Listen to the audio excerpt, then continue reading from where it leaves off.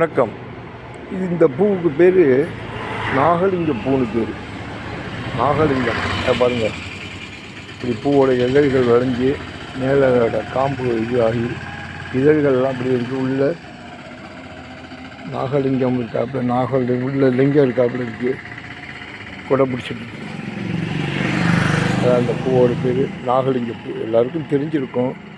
தாமரைப்பூ மாரி இதழ்கள், 6 இதழ்களோட, அதோட புள்ளிவட்டம் மகரந்த கேசரங்கள் ரொம்ப அற்புதமாக இறைவனோட படைப்பில் இப்படியெல்லாம் கூட ஒரு இயற்கையாக பூ இருக்குது. இதுக்கு பேர் நாகலிங்கம். நாகம் உள்ள கொடை பிடிக்கிறாப்புல இருக்குது. இயற்கையோட அமைப்பு நாகலிங்கம். நன்றி. ராமசாமி கும்பகோணம்.